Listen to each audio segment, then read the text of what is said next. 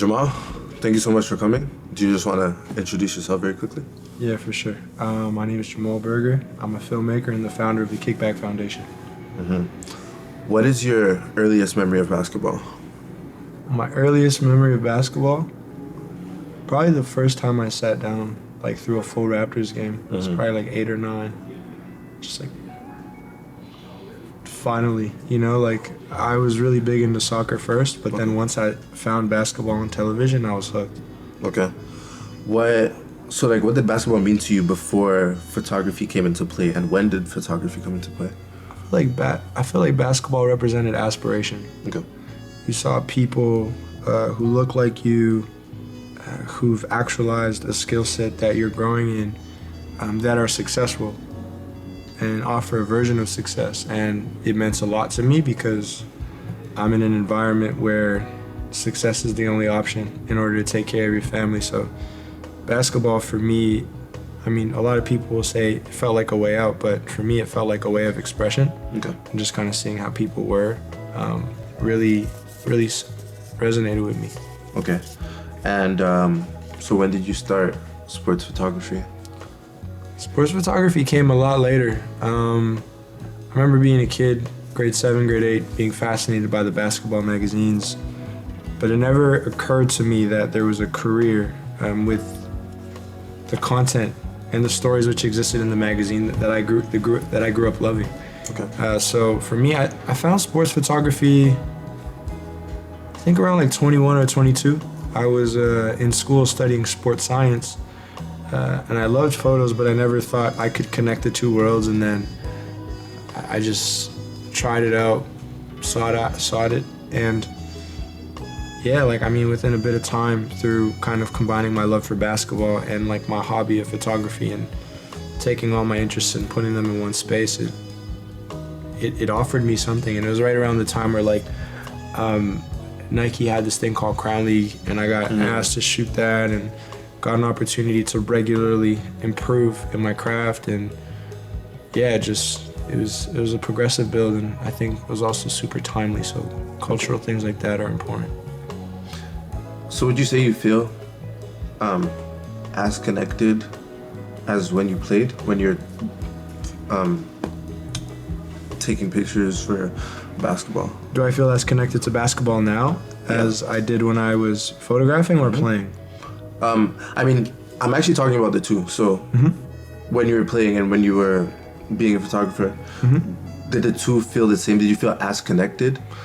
Well, I think going back to my childhood experience of having an affinity for the game, my dream as a kid was to play in the NBA, but as soon as I couldn't afford to play on rep teams, I was like, all right, well, that's not happening. So my dream quickly became, how can I enter the NBA through the side door? And I thought it was media, and then I thought I was going to be like a sportscaster, and then I was like, no, I'm not going to do that, and I found photography. So for me, it was really by any means manifestation that I practiced. And I always felt connected to the game. I felt like I definitely went through that like breakup phase when I like played in university and like didn't like get to make it or play at the level that I thought I could play. But that quickly just like inspired me to like find another way in. So whether it was like making funny videos, messing around, or like starting to take photos, the moment I was whether I was shooting courtside at MSG or Staples Center or stuff like that, like I felt like I did it. I did a version of what I wanted to do, and I was able to kind of close that chapter with peace. So I did feel connected to it the whole way through, and photography was that thing that made me feel like I was the best on the court for a bit of time. So then obviously basketball has, it's really in your identity. So in what ways would you say it has challenged your mental health or like changed the state of it over the years? I think basketball affected my mental health in more ways than one. I think, again, going back to that early story, that mentioning of this was like the first example of success that I saw. Like you see hoopers, you see entertainers, you see rappers, you see drug dealers. These are like your examples of success that like look like you growing up, and everyone else just has like a regular job.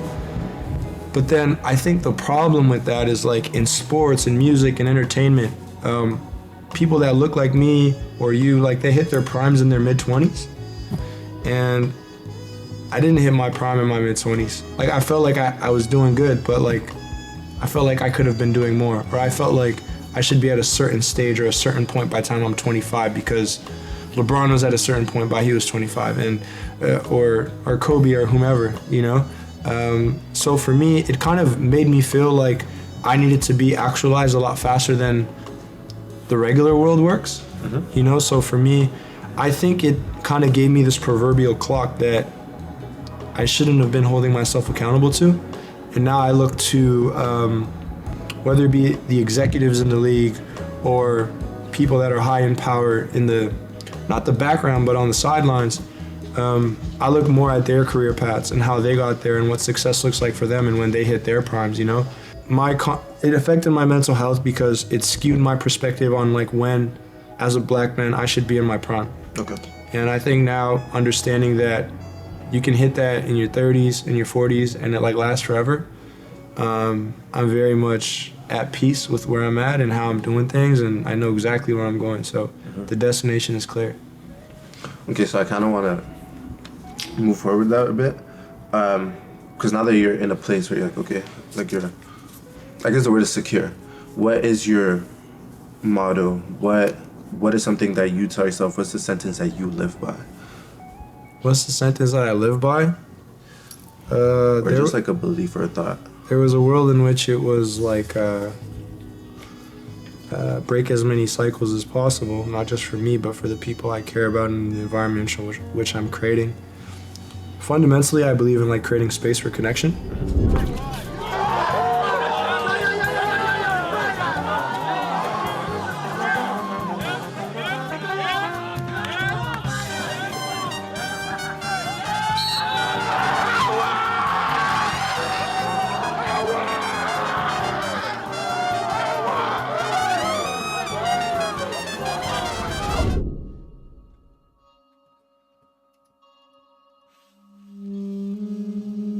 Basketball helped.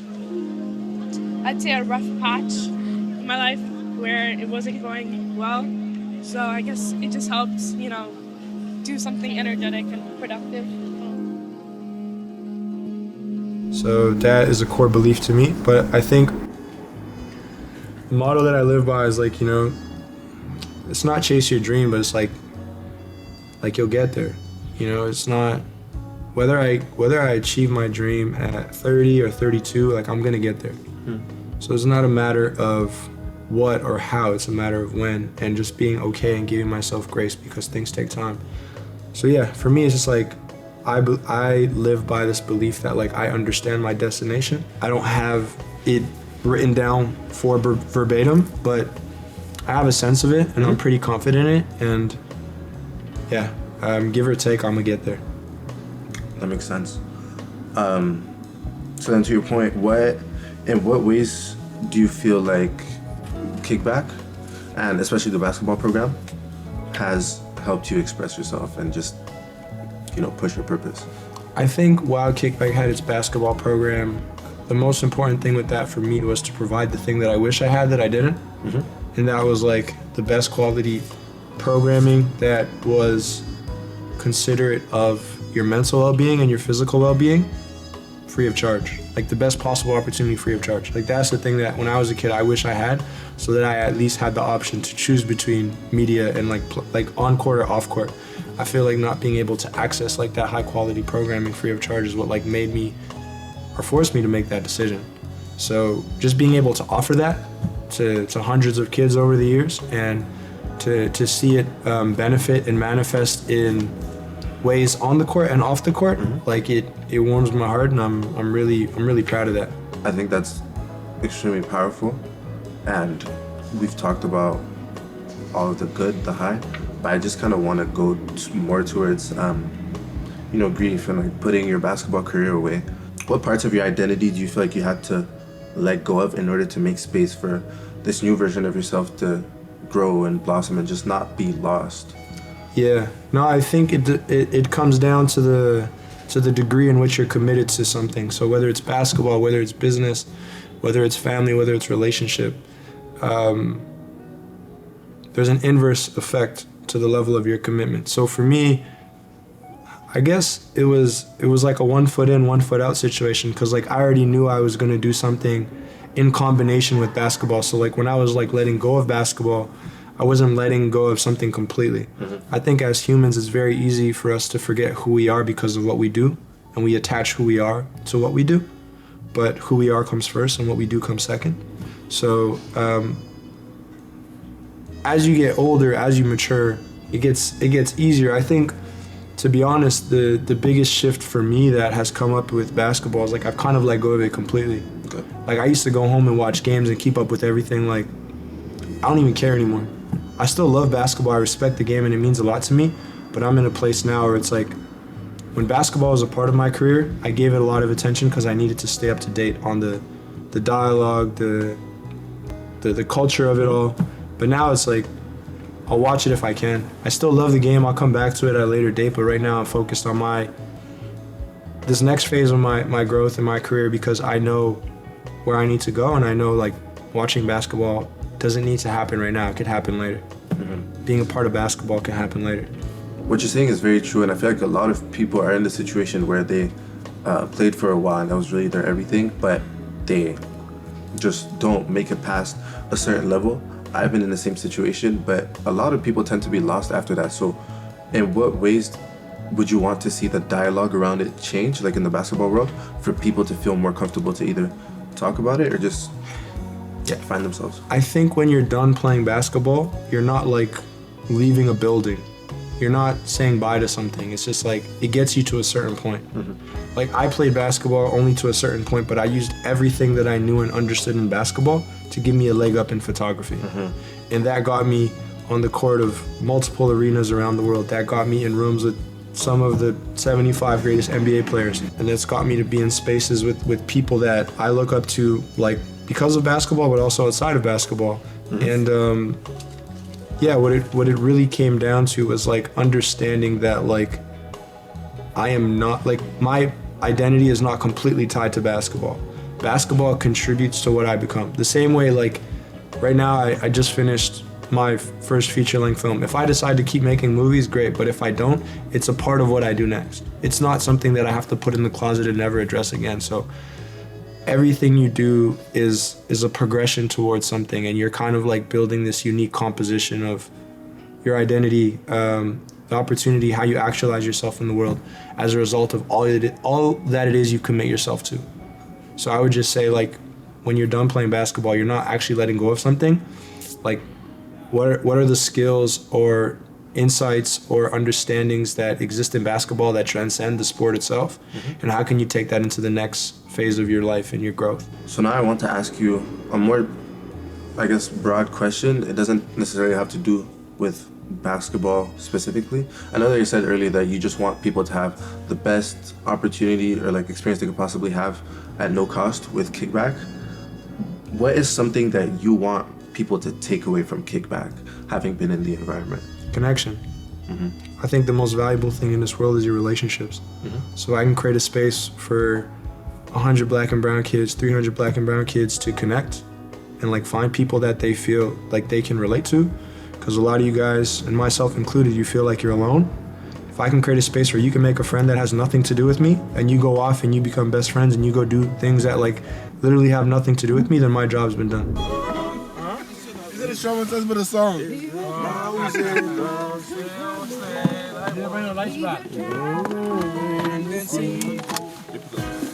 If you gave me a chance, I would take it. It's a shot in the dark, but I'll make it. Cash in when I'm with you. There's no place I'd rather be. No place I'd rather be. No place I'd rather be. No place I'd rather be.